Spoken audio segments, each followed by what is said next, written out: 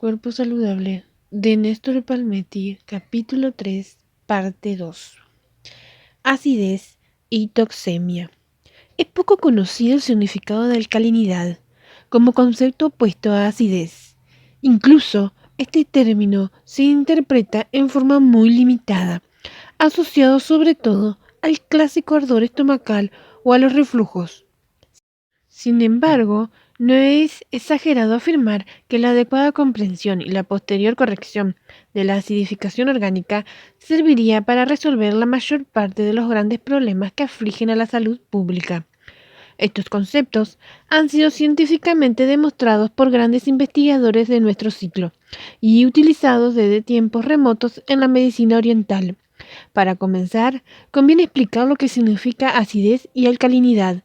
Estos dos términos responden a la forma de clasificar la reacción de cualquier elemento, sobre todo en medios líquidos.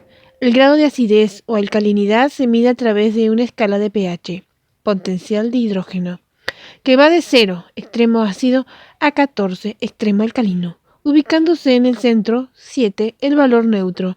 O sea, entre 0 y 7 tenemos valores de acidez y de 7 a 14 de alcalinidad. Esto no quiere decir que lo ácido sea malo y lo alcalino bueno, dado que ambos se necesitan y se complementan en las reacciones químicas. Por ello se habla de equilibrio o balance.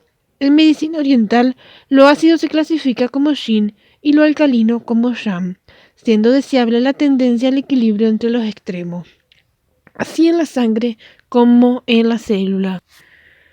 Dado que la química corporal genera infinidad de reacciones y exigencias específicas, intentaremos comprender aquí cómo funciona el mecanismo base del equilibrio ácido-alcalino a nivel celular. Los trillones de células que componen nuestro organismo necesitan alimentarse, eliminar residuos y renovarse constantemente. A fin de satisfacer esta exigencia vital, la sangre cumple dos funciones vitales para el correcto funcionamiento celular: llevar nutrientes, sobre todo oxígeno, y retirar los residuos tóxicos que genera la transformación, metabolismo de dichos nutrientes. A nivel celular se produce una especie de combustión interna que libera calor corporal. Los residuos que se originan en este proceso de combustión son de naturaleza ácida y deben ser evacuados del organismo mediante la sangre, a través de las vías naturales de eliminación: hígado, riñones, pulmones, piel. En este contexto, vuelve a tomar importancia la cuestión enzimática, pues las enzimas son esenciales para detonar dicha combustión y además de la temperatura también son sensibles a la variación del pH. Para cumplir eficazmente dicha tarea, y por otra cantidad de razones orgánicas, el plasma sanguíneo debe mantener a ultranza un ligero nivel de alcalinidad. El pH de la sangre puede oscilar en un estrecho margen entre 7,35 y 7,45. Al transgredir estos límites, la sangre pierde capacidad de almacenar oxígeno en los glóbulos rojos y también pierde eficiencia en la tarea de eliminación de los residuos celulares. En pocas palabras, la sangre no nutre y no limpia las células, génesis profunda de cualquier enfermedad. Para dar una idea del estrecho margen de maniobra del pH sanguíneo, digamos que al descender de 7 se produce el coma diabético y la muerte. ¿Compensar o morir? Cuando se incrementa el nivel de acidez sanguínea, varios mecanismos tampones buscan restablecer este vital equilibrio. En todos los casos se requiere la suficiente presencia de bases, álcalis, que neutralice los ácidos, o sea que un eficiente metabolismo celular exige un constante flujo de sustancias alcalinas con el fin de poder neutralizar los ácidos provenientes del alimento y del metabolismo. En primera instancia, y como mecanismo más simple, la sangre debe obtener suficientes bases de los alimentos. En caso de carencia, tanto por exceso de ácidos circulantes como por deficiencia nutricional de bases, la sangre echa mano a dos mecanismos de emergencia para preservar su equilibrio. Uno consiste en derivar ácidos, depositándolos en los tejidos a la espera de un mayor aporte alcalino.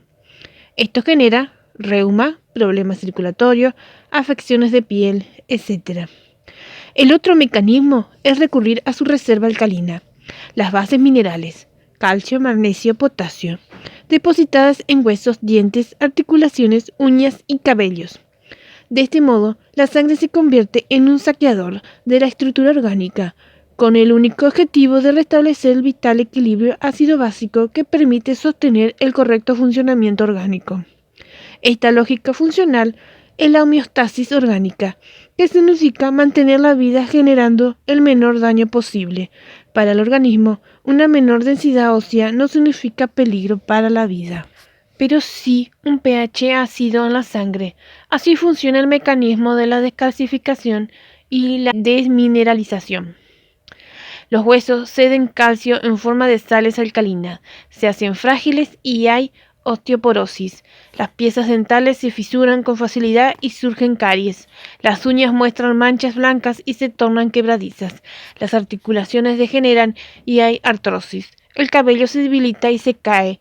Se advierten lesiones en las mucosas, piel seca, anemia, debilidad, problemas digestivos, afecciones de vías respiratorias, infecciones, sensación de frío, etc. Normalmente no se asocian estos síntomas con la acidez. Un ejemplo es la osteoporosis, clásica enfermedad de acidificación. Sin embargo, se la combate inadecuadamente con alimentos lácteos, que por su aporte ácido agravan el problema. El sentido común nos indica que frente a osteoporosis y anemia, lo correcto es atacar la causa profunda del problema, alcalinizar el organismo para neutralizar su acidez. De lo visto, podemos concluir que para permitir el normal trabajo de la sangre y las células debemos ser cuidadosos en el aporte que realizamos a nuestro cuerpo a través de los alimentos que ingerimos. Por un lado, tratando de evitar alimentos y situaciones acidificantes y por otro, incrementando la provisión de bases a través de una mayor ingesta de alimentos alcalinizantes. Todo esto complementando por un buen aporte de oxígeno a través del necesario movimiento y un correcto funcionamiento de los órganos encargados de eliminar los ácidos. ¿Enfermedad o crisis depurativa? A esta altura resulta sencillo comprender que más allá de nombres y diagnóstico, la enfermedad no es otra cosa que un esfuerzo del organismo por evacuar el exceso de sustancias tóxicas y volver a la normalidad. Siendo de vital importancia la limpieza de los fluidos internos, el organismo apunta toda su energía vital, hacia dicho objetivo. Un cuerpo sano pone en marcha gran cantidad de mecanismos depurativos cuando cualquier cuerpo extraño o perjudicial logra introducirse en los tejidos internos. Vómitos, estornudos, tos, diarreas, inflamaciones, etc. Pero la purificación interna es tan compleja que su tarea debe distribuirse en varios órganos con funciones especializadas y complementarias, los abnegados emuntorios. Mientras el nivel de tóxicos permanece dentro de la capacidad depurativa de intestinos, hígado, riñones, pulmones y piel, todo funciona dentro de la normalidad que conocemos como estado de salud. Cuando alguno de estos órganos recibe caudales que exceden su capacidad, existe un natural mecanismo de derivación. Lo que no se puede procesar se deriva a otro órgano complementario, destinado a superar la crisis tóxica, y aún así seguimos en presencia de un organismo sano y vital. Pero cuando también superamos el umbral de la capacidad complementaria de los emuntorios, cosa que hoy día resulta una norma, dada la continua exposición a volúmenes cada vez mayores de toxinas, comenzaremos a advertir síntomas y molestias. Ejemplo, hipersecreción salival, vómitos y diarrea a nivel digestivo, hipersecreción biliar a nivel hepático, orina espesa, ácida y ardiente a nivel renal, sudoración, supuración, granos, acné y eczemas a nivel cutáneo, expulsión de flema por bronquios y fosas nasales a nivel respiratorio. Otras vías secundarias se utilizan también para expulsar excesos de toxinas, glándulas salivales, útero, amígdalas, glándulas lacrimales. Si la situación se agrava, el organismo recurre a la creación de emuntorios artificiales, hemorroides, fístulas, úlceras, etc. Por supuesto que cada persona reaccionará en forma diferente a estas crisis depurativas, localizando los trastornos superficiales de acuerdo a sus debilidades orgánicas. Los primeros órganos en ceder son, generalmente, los más frágiles por herencia o por excesiva utilización.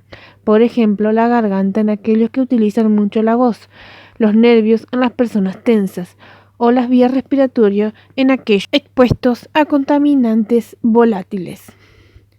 Como vemos, las llamadas enfermedades no son otra cosa que el resultado de las tentativas de imprescindible limpieza que encara el organismo frente a la carga de agresión tóxica a la que se ve expuesto.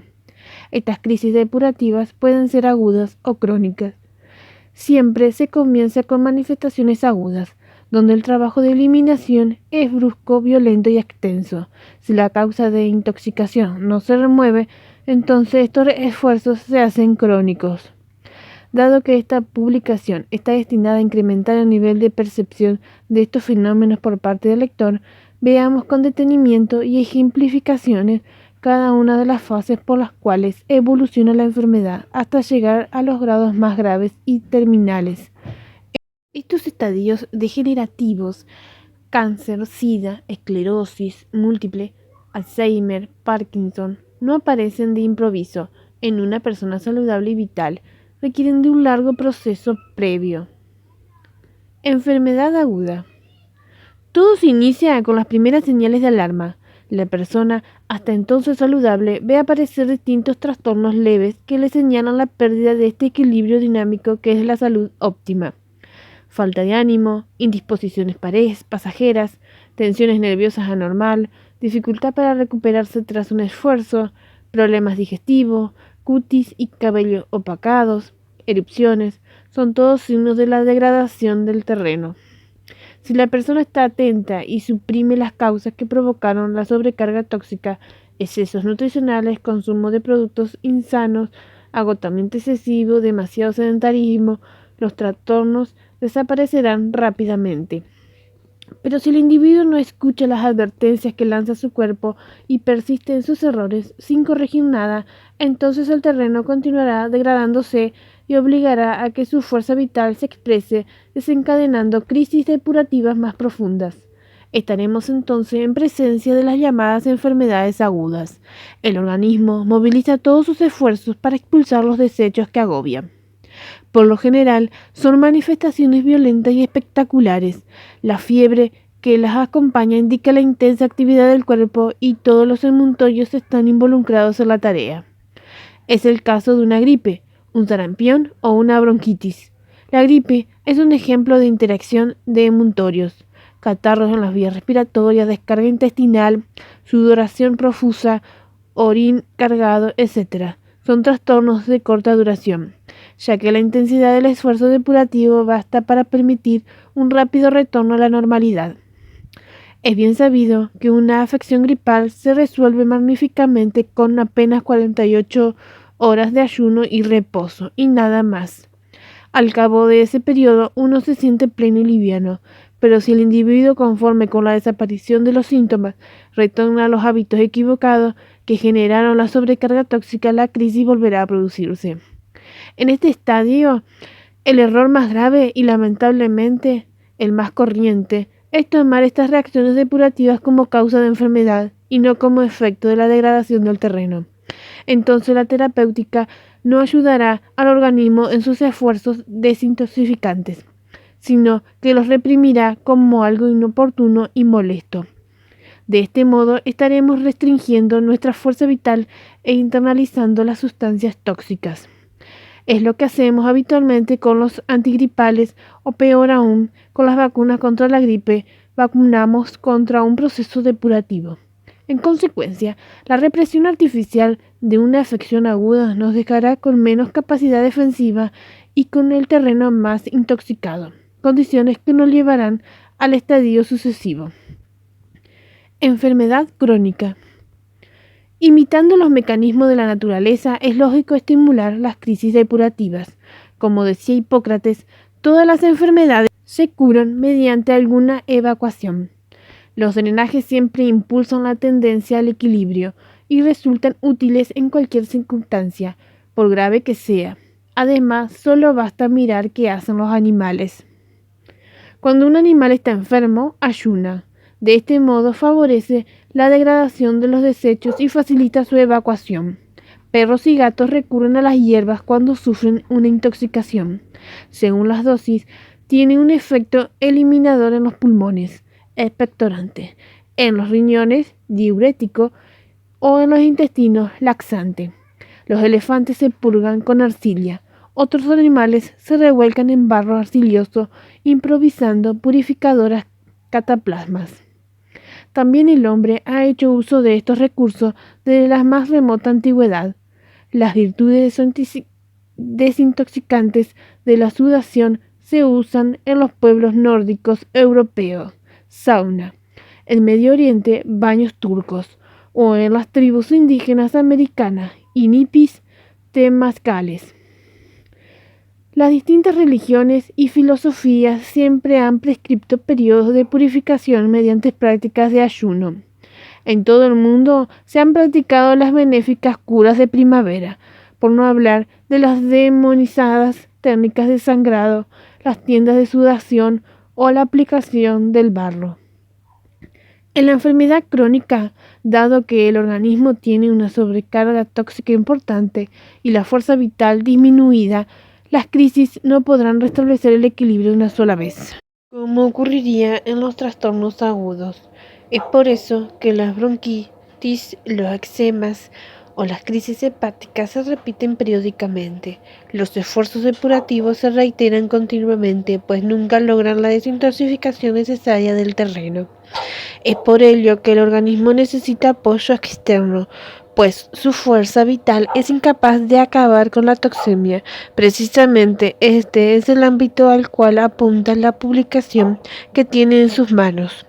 Brindar herramientas y técnicas sencillas para colaborar con el organismo a superar los padecimientos crónicos mediante el alivio de la carga tóxica que agobia a la estructura corporal. La represión de síntomas. A esta altura es fácil comprender lo nefasto que resulta la represión de síntomas, siendo que el síntoma es apenas la punta del iceberg. ¿Qué es la toxemia crónica? Este mal hábito, fruto de un contexto social que reclama soluciones instantáneas y un gran negocio basado en prometerlas, ha dejado en el olvido las bases de la terapéutica hipocrática.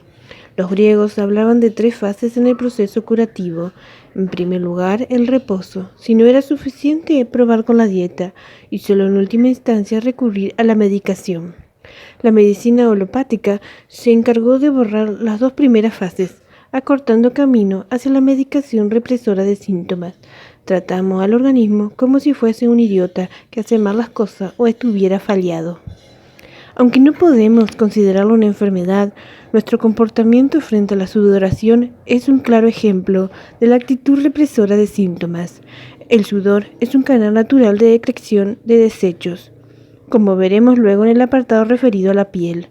El organismo tiene glándulas específicas para eliminar toxinas detrás de las rodillas, detrás de las orejas, en la ingle, en las axilas. La presencia de sudor corporal es un indicador de buen funcionamiento de estas glándulas, mientras que su abundancia o el mal olor significan colapso tóxico y alimentación inadecuada.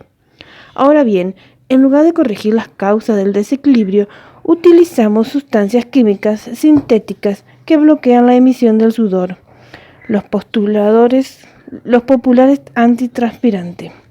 Es más, ahora se han puesto de moda intervenciones quirúrgicas, aplaudidas como un logro de la dermatología y destinada a eliminar las glándulas sudoríparas de las axilas.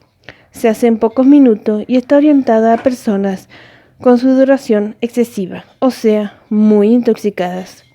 Un detalle: tras la operación, las personas comienzan a sudar por la espalda o el tórax, un pequeño efecto secundario.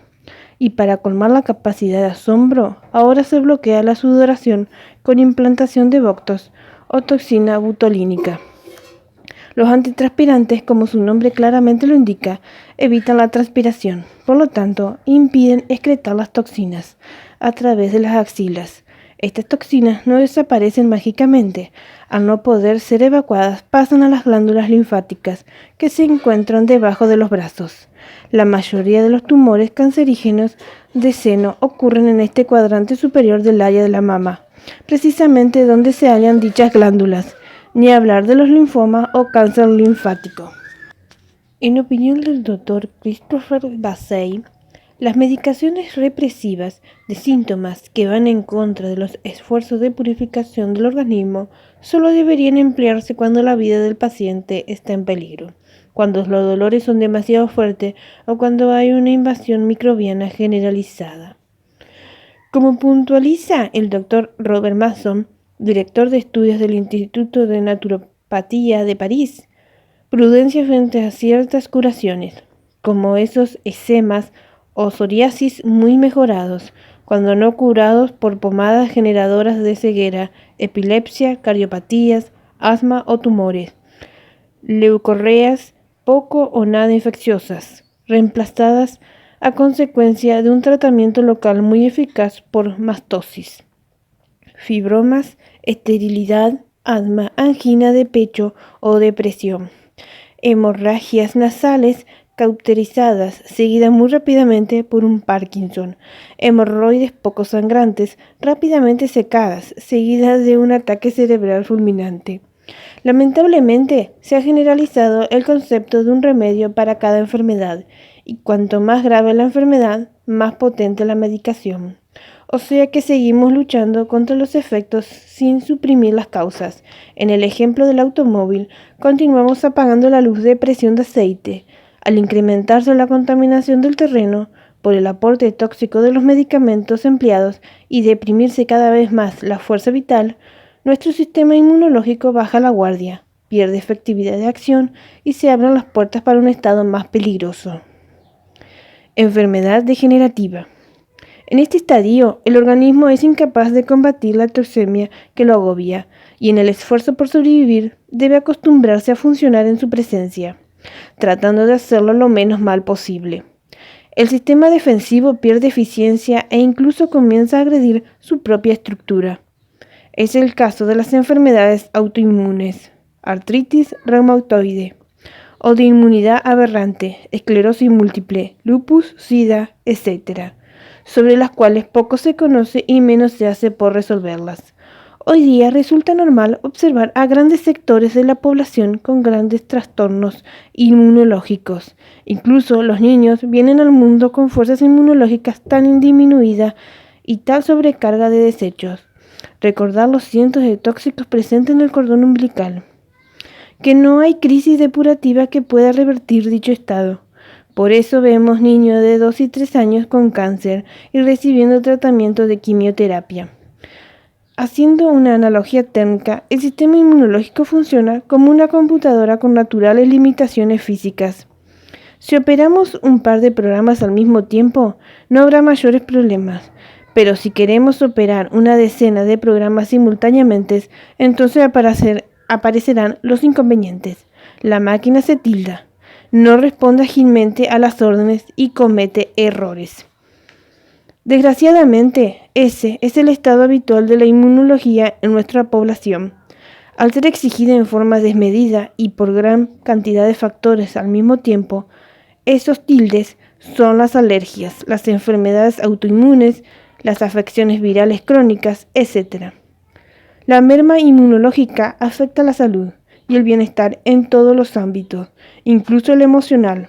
Recientemente, científicos argentinos concluyeron, tras un estudio, que debería imaginarse la depresión como una enfermedad de tipo casi autoinmune.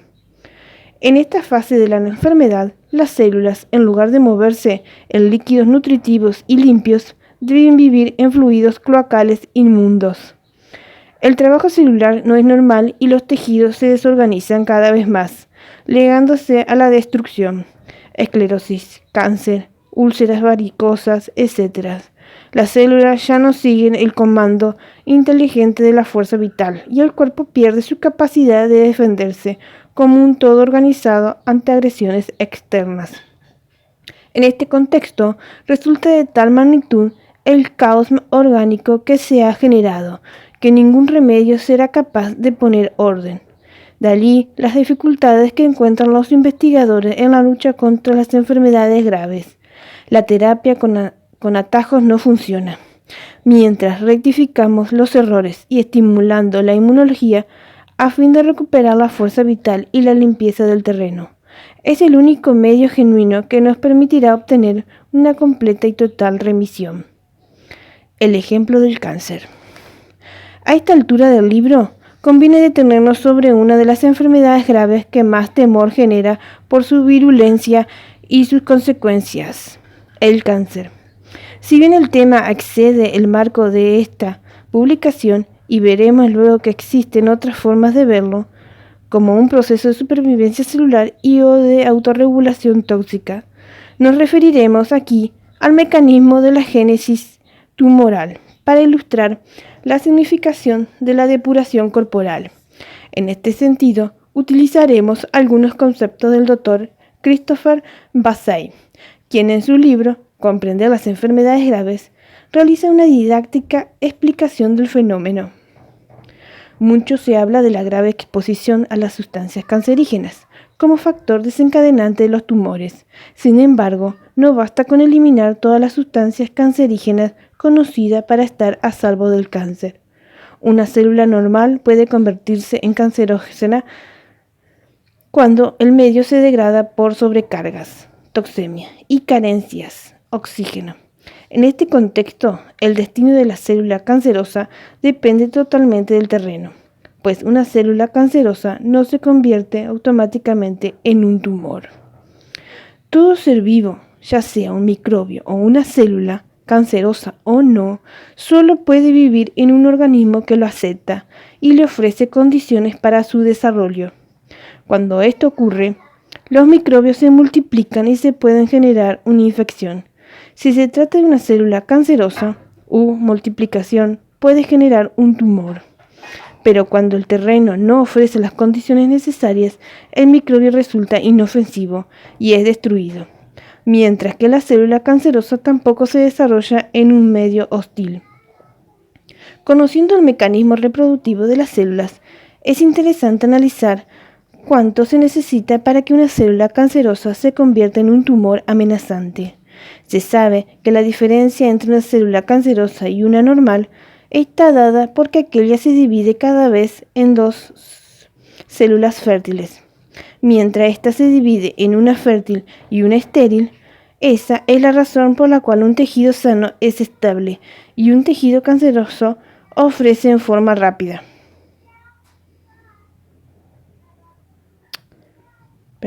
Y por esa razón, por la cual un tejido sano es estable y un tejido canceroso crece en forma rápida.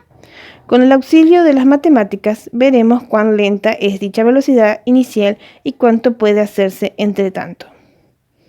Tengamos siempre presente que la teórica multiplicación geométrica de las células cancerosas requiere de una condición esencial, que el sistema inmunológico de dicho organismo no cumpla su función, es decir, que no actúe como debe, sea por toxemia corporal o por carencias nutricionales. Una célula cancerosa se divide 4 veces al año aproximadamente.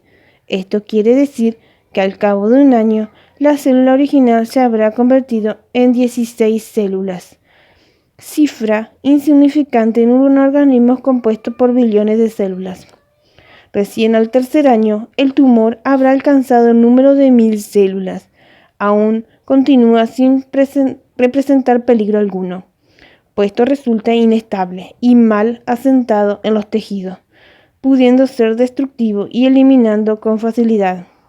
Si las condiciones del medio le son desfavorables, puede desaparecer espontáneamente. Es más, se sabe que tales tumores existen corrientemente en el organismo, pero no tienen efectos molestos si el sistema inmunológico funciona. Para llegar al estado del millón de células hace falta llegar al 5.º año de desarrollo, siempre en la hipótesis de crecimiento libre, como consecuencia de la inacción del sistema inmunológico. Aún así, estamos en presencia de un tumor que solo mide 1 milímetro, pesa 1 miligramo y resulta demasiado pequeño para ser detectado con las técnicas actuales.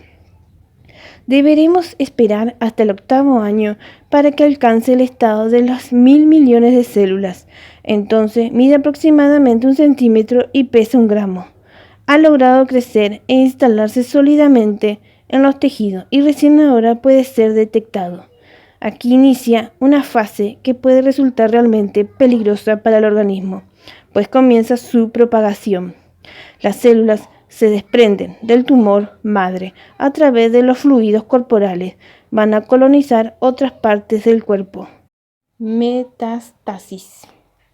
Hacia el 10º año, el tumor alcanzará la masa crítica del billón de células. Pesará 1 kilogramo y medirá 10 centímetros. Seguramente provocará la muerte del portador, pues el organismo no puede resistir semejante masa tumoral. Pero debemos reflexionar que para llegar a tal estado de gravedad han debido transcurrir 8 años de evolución imperturbable, 8 años en el cual el sistema inmunológico no cumplió su cometido, 8 años en los cuales la toxemia corporal brindó las condiciones adecuadas para que se reprodujera sin problema.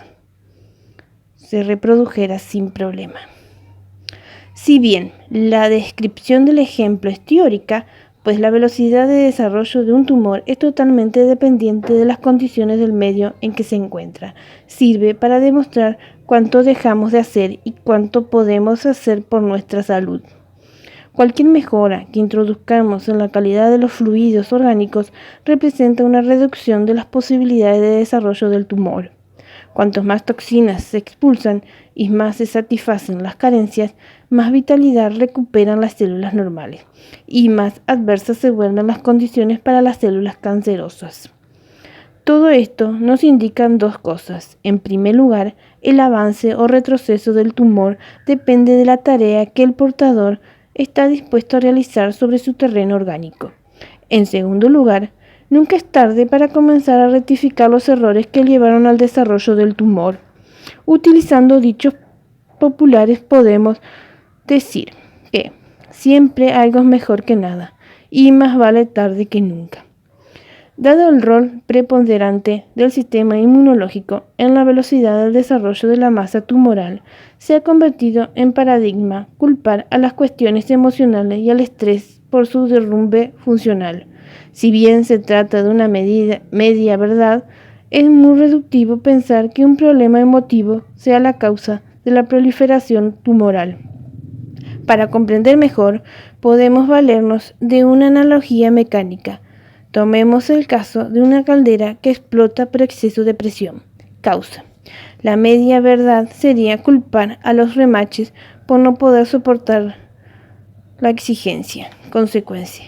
Si se hubiese mantenido la presión en términos aceptables, los remaches estarían en su lugar, cumpliendo su cometido. En nuestro caso, un shock emocional no puede derrumbar un sistema inmunológico. Consecuencia. Si no estuviese previamente colapsado por la tremenda exigencia de un terreno adverso. Causa profunda. Incluso el estrés solo puede hacer mella en un organismo intoxicado, hígado colapsado y con carencias de nutrientes. Una persona razonablemente depurada y nutrida difícilmente caiga en una crisis emocional, pues tendrá la capacidad de ver el vaso medio lleno. Muchos pacientes que han sufrido extirpación quirúrgica o destrucción de células cancerosas mediante radioterapia o quimioterapia piensan que ya está todo resuelto.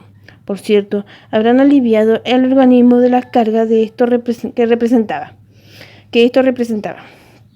pero no habrán resuelto el problema de fondo, la corrección del terreno capaz de poner a raya el desarrollo del tumor. Es más, las terapias altamente agresivas habrán contaminado aún más el terreno y por lo tanto habrán empeorado las condiciones generales del organismo. Si se comprende que síntomas y enfermedades no son más que la punta de un gran iceberg, la intoxicación corporal, es necesario que el paciente se haga responsable de su curación, ejerciendo su derecho natural a la plena salud. La mayoría de los enfermos no se responsabiliza de su estado, considerándolo un problema del terapeuta, más aún en el caso de las enfermedades graves.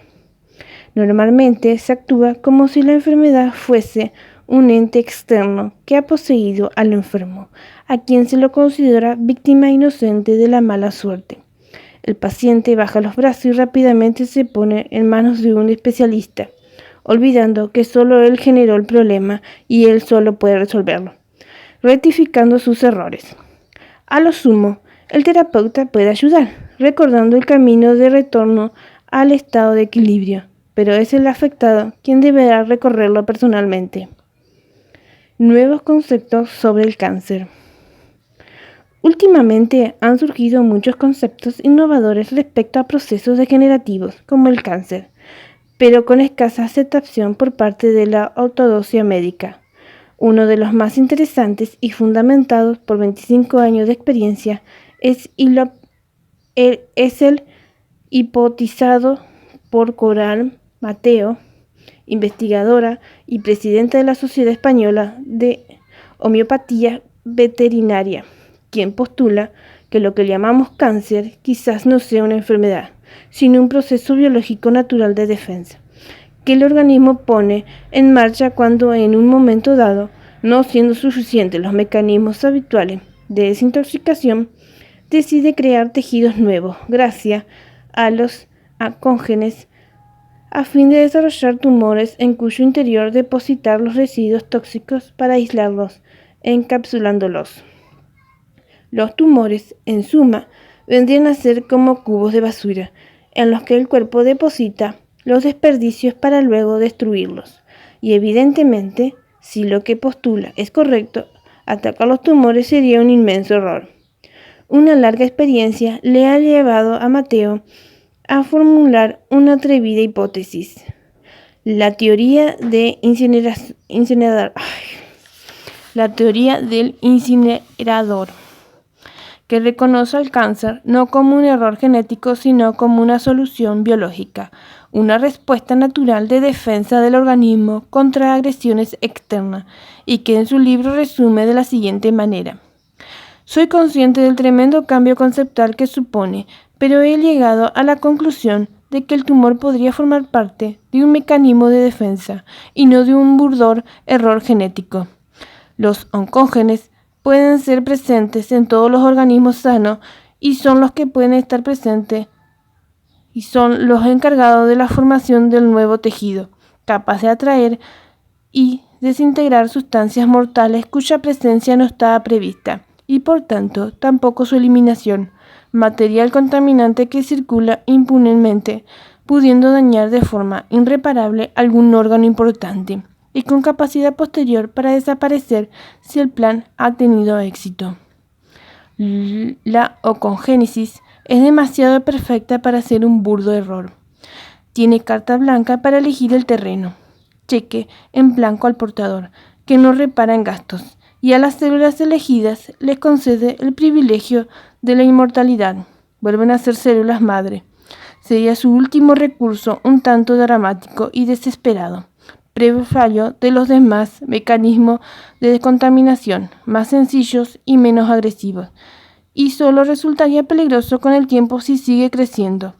Pero hasta que llegue ese momento tendrá arreglo, ya que mientras esté vivo, el organismo no tiene otra intención que mantenerse en este planeta el mayor tiempo posible. Por su parte, y coincidente con esta hipótesis, entre los practicantes de la medicina aborigen se considera al cáncer como un intento del organismo por aislar y neutralizar parásitos internos. En esta visión, el tumor estaría encapsulando a nuestros depredadores. En esta visión, el tumor estaría encapsulando a nuestros depredadores a fin de eliminarlos como fuente perturbadora. Es más, nuevos abordajes sugieren que ciertas infectaciones micóticas como la candidiasis crónica sean un mecanismo para fagocitar los tumores que ya han cumplido la función de encapsular y aniquilar parásitos en su interior. Con lo cual, una persona con candidiasis crónica debería priorizar el combate a la parasitosis y la toxemia que lo agobia, poniéndose a reparo de los tumores que así se generan. En este orden de ideas, la terapeuta Andrea Moritz ha publicado un interesante trabajo, donde demuestra que la mutación celular llamada ocogénesis no representa otra cosa que un intento de las células por sobrevivir en un ambiente adverso. Este medio hostil para la funcionalidad celular está caracterizado por la toxemia, la acidosis y un ambiente anaeróbico. En función a esto, la depuración, la alcalinización y la oxigenación del medio representan la mejor forma de resolver el problema. En cambio, el sistema ortodoxo continúa proponiendo soluciones como la quimioterapia o la radiación que agravan el desorden causal.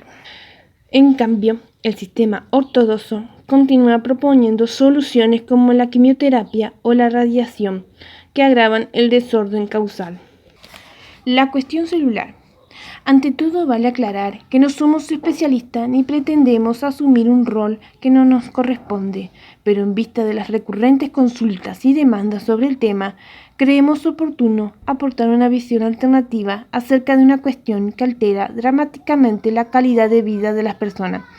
Una visión y un abordaje que demuestran cotidianamente su efectividad y que, por tanto, merecen ser puestas a consideración del interesado, a fin que tome sus decisiones con conocimiento de causa, tras escuchar todas las campanadas, y así pueda discernir con criterio propio.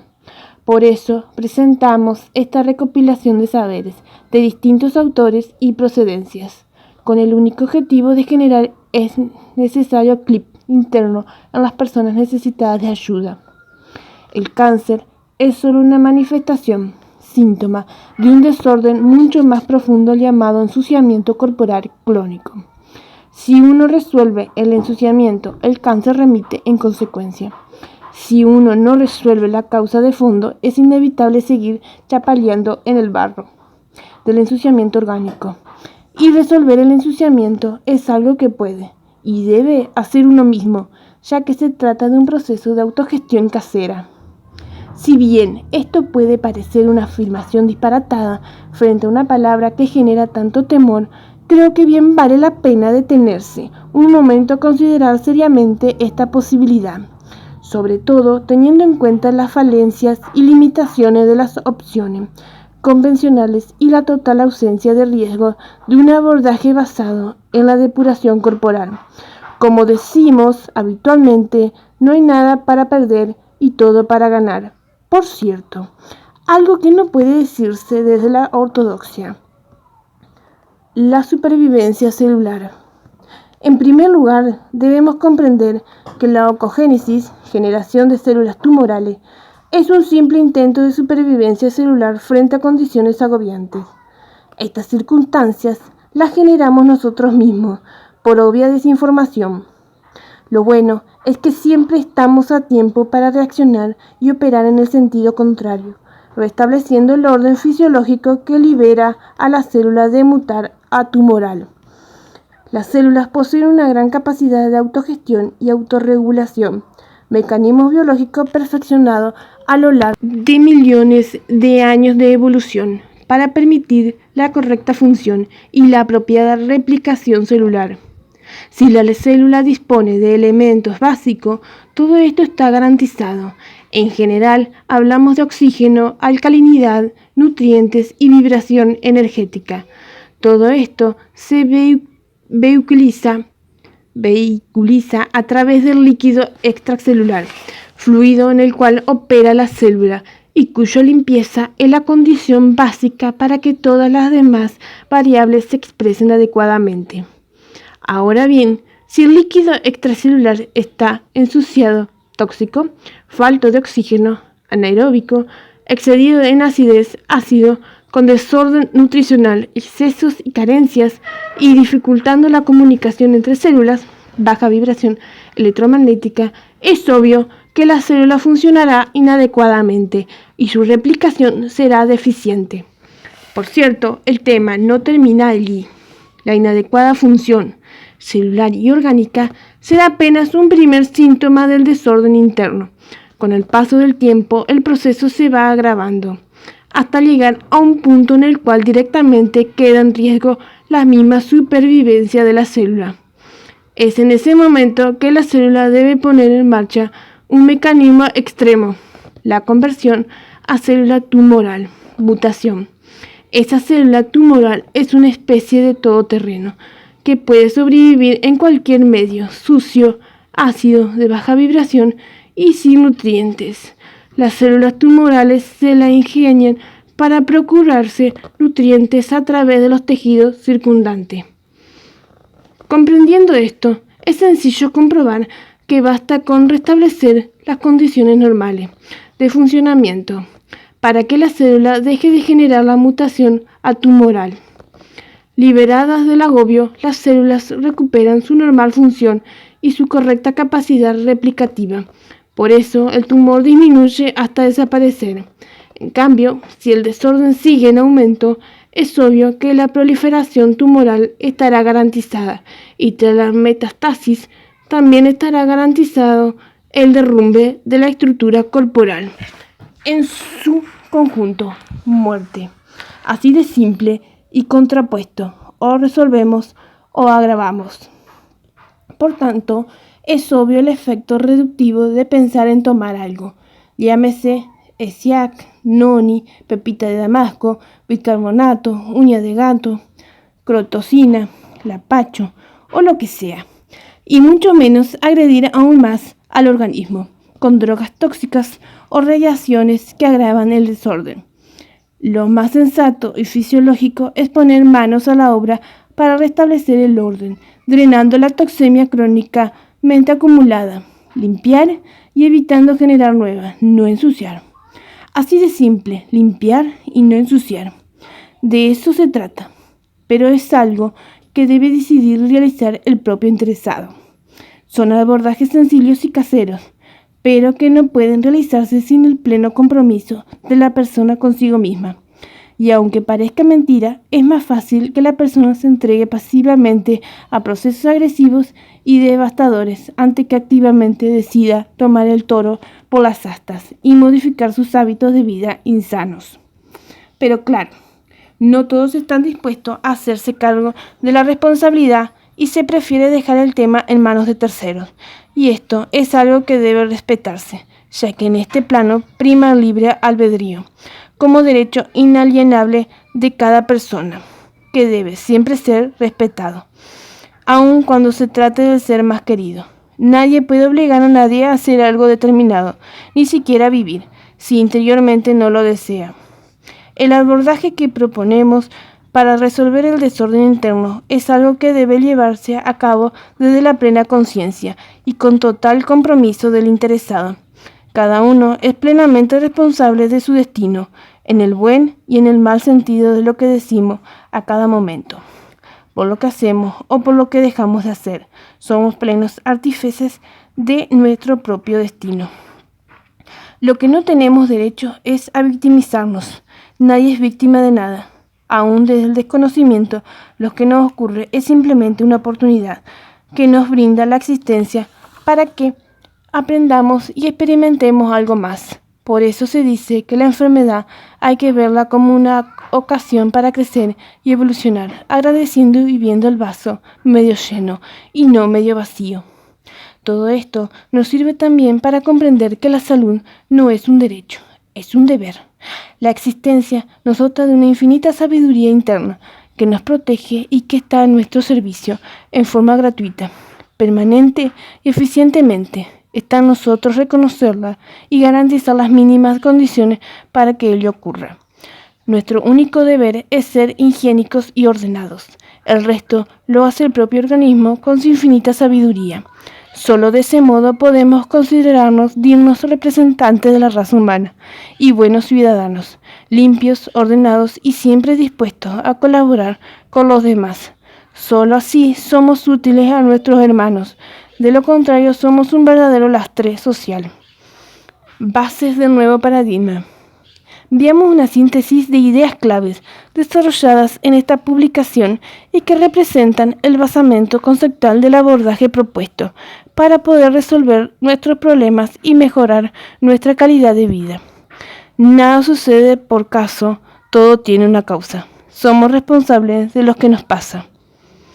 La enfermedad no es enfermedad, es simple intento de supervivencia. El cuerpo siempre busca el mejor compromiso y el menor daño.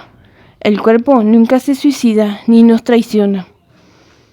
Antes se decía, no hay enfermedad, hay enfermos. No hay enfermos, hay ensuciados. Cuchillo y fármaco nunca resuelven, solo cambian la tierra de lugar. ¿La salud es un derecho? No, la salud es un deber. La gente dice, pesan los años. Los años no pesan, pesa la mugre acumulada. Apotegma, del médico alemán Carlos Kocher, 1890-1989. Curar y limpiar. El cuerpo no trabaja por pedazos. Todo tiene que ver con todo. El cuerpo tiene solo dos estadios posibles, orden o desorden.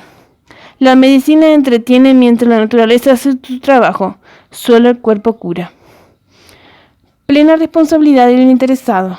Hacerse cargo. La salud es un bien demasiado importante como para dejarla en manos de terceros. Autogestión de la salud. Base del juramento hipocrático.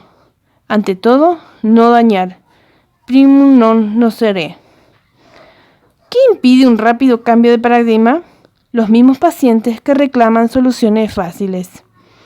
¿Por qué es tan obvia la falencia del paradigma actual? Porque ayuda al rápido despertar de la conciencia. ¿A problema nuevo? Abordaje creativo. Cuerpo limpio, mente clara. Conciencia expandida.